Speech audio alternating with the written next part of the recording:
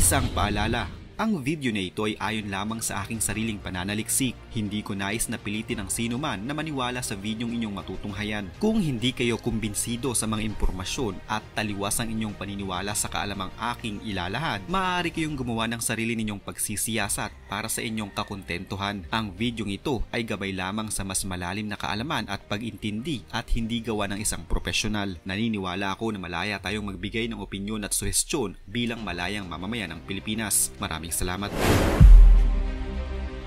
We're not going to let China flood our market.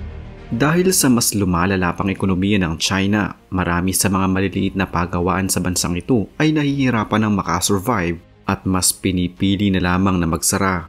Sunod-sunod na nagsasara ang mga factories na kadalasan ay magkakalapit lamang. Karamihan pa sa mga ito, ang mga empleyado ay hindi pa nababayaran habang ang mga may-ari ay nauna nang nakaalis. Taon-taon umano, lalo na sa tuwing nagbabagong taon.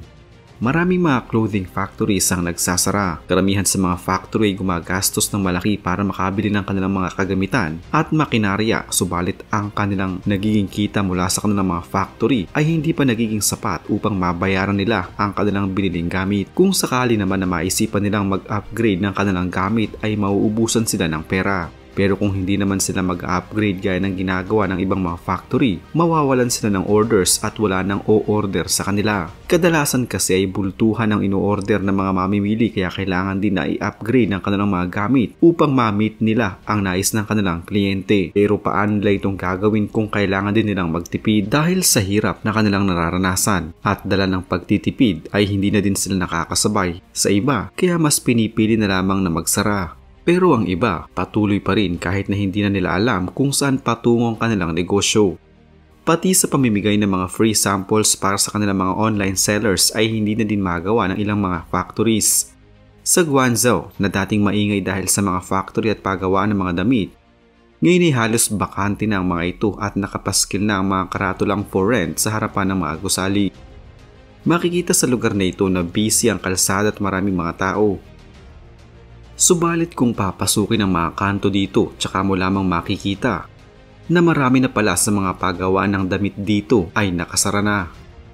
Karamihan ngayon sa mga gusali dito ay mga for rent na din.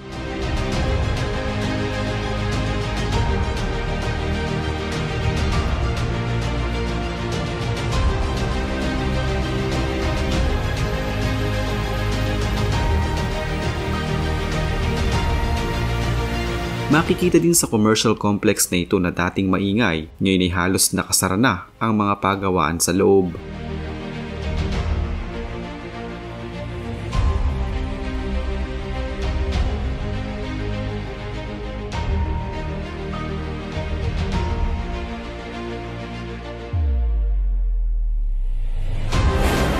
Noong 9 ng Nobyembre, ang National Bureau of Statistics ng China ay naglabas ng kanilang mga datos na nagpapakita noong nakaraang buwan. Ang industrial produce ng China ay bumagsak ng hanggang 2.9%, habang ang purchase prices naman ay bumaba din ng hanggang nasa 2.7%. Sa nakalipas na 10 buwan, ang parehong factory at purchase prices ay bumaba ng nasa 2.1% kumpara noong nakaraang taon. Noong Agosto nitong taon din, ayon sa opisyal na datos, naranasan ng China ang pinakamababang factory prices sa loob ng 14 na buwan na bumaba ng mula 46.3% noong Hulyo sa 42%. Ayon sa mga eksperto, magbibigay umano ito ng pressure sa mga nasa pamahalaan ng China. At ang pagnanais ng bansa na maibalik ang lahat sa dati ay magiging mas imposible kumpara noon. Ayon sa isang Chinese na nagmamay-ari ng isang factory ng medyas, mas bumaba umano ang demand ng orders ng mga medyas kahit pa panahon ng fall sa kanilang lugar. Sa ngayon ay kalahati na lamang ng factory ito ang pinapagana sa loob ng isang buwan at kalahati kung noon ay nakakapagpadala sila ng nasa 1 hanggang 2,000 piraso ng medyas. Ngayon ay kahit sa mga peak days ay hindi pa nila magawa makapagpaubos kahit man lang 1,000 pares ng medyas. Kung noon ay nagiging mabenta kapag may bagong mga designs, ngayon ay hindi na nila ito pinapansin at iilan na lamang ang nabebenta sa mga ito. Lahat din ng mga factory sa China ay nagpapaubos ng kanilang mga stocks para sa taong ito. Kung noon ay maraming mga factory ang nag-iipon ng kanilang stocks para maibenta nila sa susunod na taon, ngayon ay walang nangangahas na mag-hoard dahil malaking lugi sa kanila kung hindi nila maibenta ang mga ito at tuluyan lang na masira.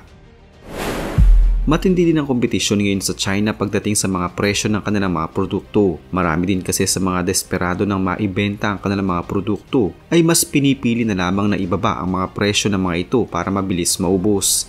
Hindi din umano pa maaaring sabihin na sila na ang pinakamura dahil tatapatan ito ng ibang mga factories. Sa ibang mga factory, para hindi magsialisan ng kanilang mga manggagawa, hinahayaan lamang nilang nakabukas ang mga makinarya sa kabila ng mababang sweldo ng kanilang mga empleyado. Masabi lamang na hindi pa sila nagsasara. Sa kabila nito, laganap din sa China na hindi naman na talaga bago ang pagnanakaw ng mga designs at paggamit ng mga images ng kanilang mga kakumpetensya. Kung minsan, bago pa man tuluyang sumikat ang isang disenyo ay maglalabasan na ang mga pirated nito na hamak na mas mura kaysa sa original nitong bersyon. Kadalasan din sa mga kinopyang produkto, nilalagyan nila ito ng 100% cotton kahit pa polyester lamang ang ginamit dito. Ayon sa mga may-ari ng mga factory sa China, para umano silang nasa gitna ng digmaan ngayon na kung saan mataas ang tsansa na hindi sila makakasurvive habang hindi din sila maaaring mamatay. Walang ibang magagawa ang mga may-ari ng mga factory kundi babaan ang presyo ng kanilang mga produkto. Sa ngayon ay nangyayari na ito at marami na ang mga nagbebenta ng kanilang mga produkto ng halos 80% off ang ibinaba ng presyo. Kung magpapatuloy ito, sigurado na malulugi ang mga may-ari ng mga factory. Ang ilang mga produkto na nangangailangan ng malamig na pagawaan ay mas pili-pili na lamang na wag nang gawin dahil mamumulubi umano sila sa oras na buksan nila ang kanilang mga aircon. Madalas kasi sa mga factory ay may mga makinarya na nangangailangan ng malamig na klima pero syempre hindi kaya ng isang aircon lamang na mapalamig ang isang malaking tindahan. Hanggat maaari umano ay humahanap ang mga may-ari ng factory ng paraan upang mapababa nila ang kanilang gasto sa paggawa ng mga produkto. Babawasan nila maging ang utilities, mga manggagawa at mga materyales makapagtipid lamang. Sa isang factory na ito ng pagkain, kung noon ay nakakapag-operate sila ng mula 28 hanggang 30 araw para makagawa ng mga produkto, ngayon ay nasa 7 hanggang 8 araw na lamang silang nagbubukas.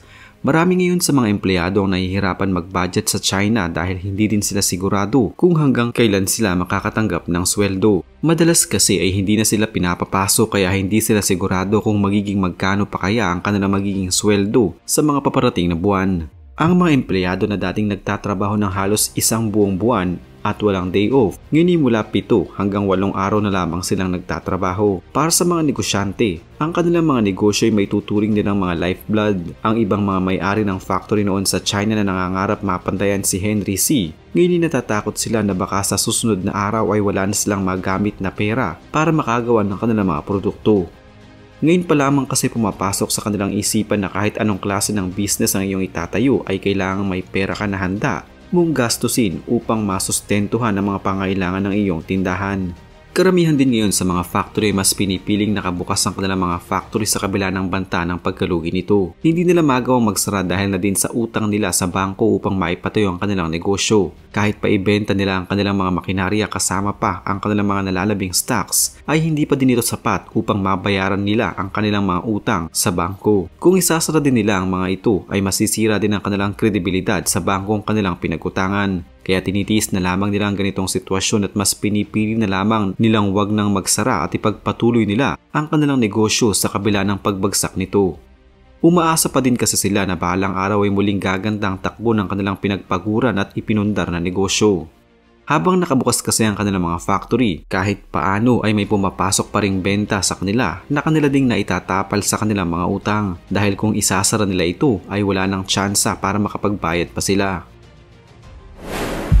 May mga nagsusuhestyon din na mas pilitin pa nilang makapagbenta gamit ang mga e-commerce pero sa panahon ngayon ay hindi na din pala nabibigyan ng halaga ng mga platform na ito ang mga maliliit lamang na pagawaan. Maraming mga rules ang mga platform na ito na hindi kayang i-meet ng mga small businesses. Marami umanong mga kabayaran ang hinihingi ng mga platform na kadalasan ay hindi aware ang mga negosyante. Kaya ang ending, hindi na lamang sila nakikipagsapalaran sa pagpasok ng kanilang mga produkto sa mga e-commerce dahil sa uli ay sila din ang nawawalan.